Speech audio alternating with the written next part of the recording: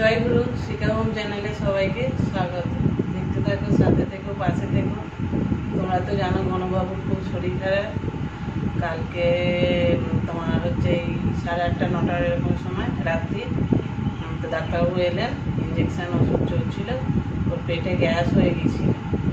সে মানে কালকে কান্নাগুলো উঠে গেছিলো রাত্রিবেলা। আর সে আমি ভিডিও জাস্ট করতে যাব, আর সেই সময় এরকম সে ওর একদম প্রথমেই চোখ দিয়ে টপ টপ টপ টপ করে জল পড়ে গেল, মুখ দিয়ে তারপরে লাল পড়তে আরম্ভ করলো।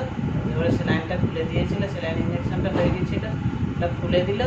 দিয়ে সঙ্গে সঙ্গে ওকে রিল্যাক্স করার জন্য কোলে করে তুলে একদম ফাঁকে বের করে জল ফল দিয়ে করে মোটামুটি 2বার পায়খানা করেছে। পায়খানা করার পর তারপর আবার জল ফল দিয়ে করে খানিকটা মানে করা আর কি, আস্তে আস্তে ঘুরিয়ে নিয়ে তারপরে ঠিক হয়েছে। এবার এখন ওকে খাওয়াবো বিস্কুট।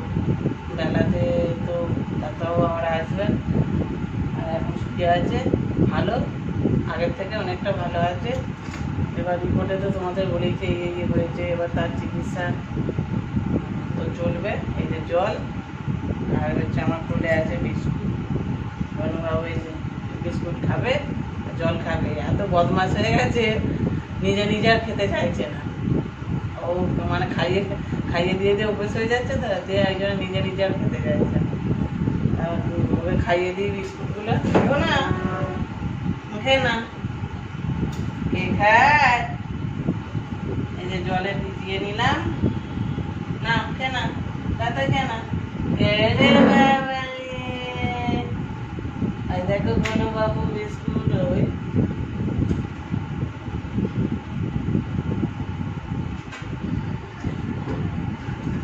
ঘনবাবু বিস্কুট খাবে না, না যা যা পড়ে গেল না, কেন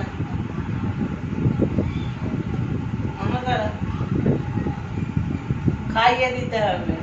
এখন ঘনবাবু অচুনতে বললে খাইয়ে দিতে হবে।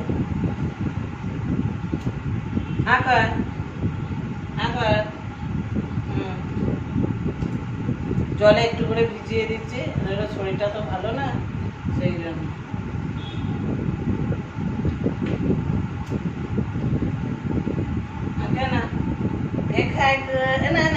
আমার হাতে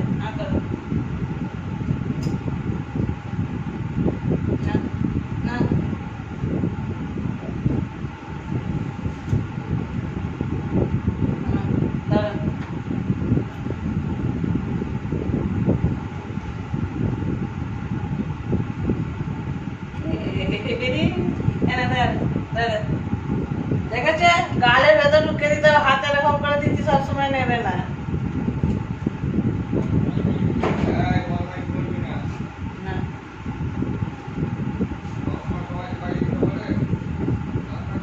আমি ছোট, খাইয়ে দিতে হবে আমাকে, বলে দেন।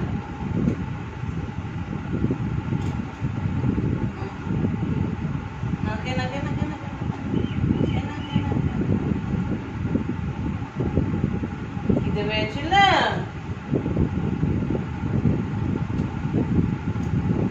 খিদে পেয়েছিল। ওই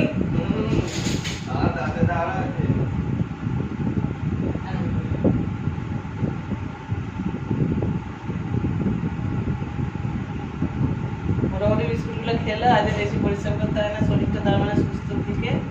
না জলটা খেয়ে না, জলটা খাচ্ছে কনিতে, যাক দেখে শান্তি। এই খাওয়াটা পুরো বন্ধ হয়ে গেছিল। আর কালকে মানে যখন ওই রকম করছে, কে কি করে জানি না, আমি তো মানে খুব কষ্ট ওকে দেখে সঙ্গে সঙ্গে আমার বুকে ব্যথা করতে আরম্ভ করে দিয়েছে। এমন হচ্ছে আমি সঙ্গে সঙ্গে 16 আনা নিয়ে এসে ওর মাথায় ঠেকে ঠাকুর নাম করে ঠাকুরের কাছে রেখে দিলাম। দিয়ে এখানে আমাদের বিশ্বেশ্বরের চাঞ্জল ছিল, চাঞ্জল ওকে খাইয়ে গায়ে মাথায় বুলিয়ে তারপরে মাথায় জল টল দিলে মানে ঠাকুরই ওকে বাঁচিয়ে দিল। ডাক্তার তো উপলক্ষ মাত্র, রাখার তো উনি রাখবেন। আর কালকে পুরো ওই সন্ধ্যেই বটে, ওটা মানে কান্না করে উঠে গেছিল। আমার তো মানে এমন হচ্ছে যতক্ষণে মানে ঘরে সব শান্তি। আর জল খাবে? খাও। আর সব কথা শোনে, না এত ভালো, সব কথা শোনে।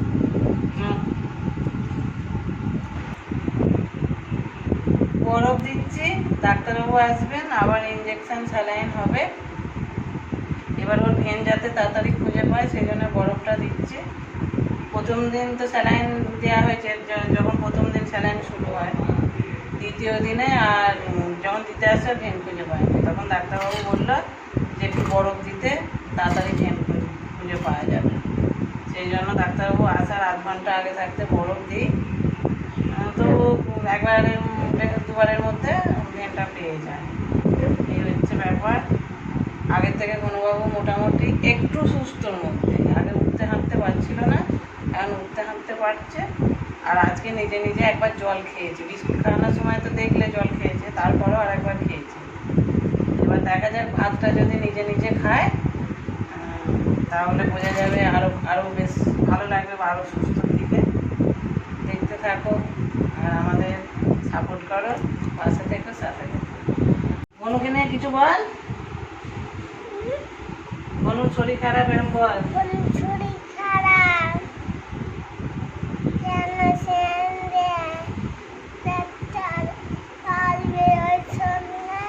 কুকুরটা পড়ে আছে, কুকুরটা কাটছে, এখন তুলতে পারে, পাপারে আবার আসবে, আবার তুলে আবার আসবে, তুলে ফেলবে, তুলে আবার যাবে।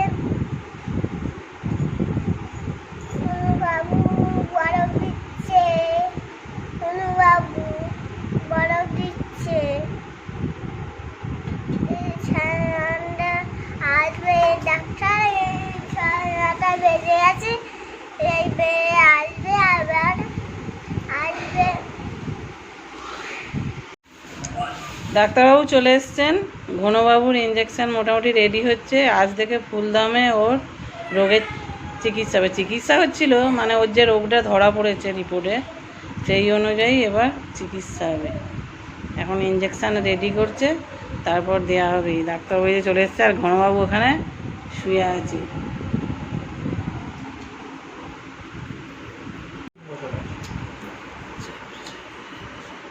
পিচ 21 বছর মাঝে রেকর্ড আছে।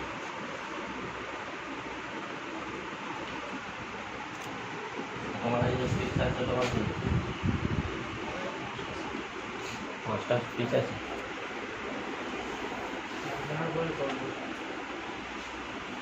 একজনের বয়স 10 বছর।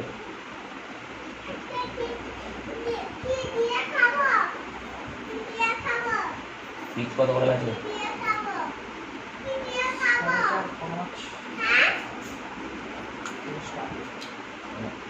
স্পিচ ওখান থেকে দিয়েছে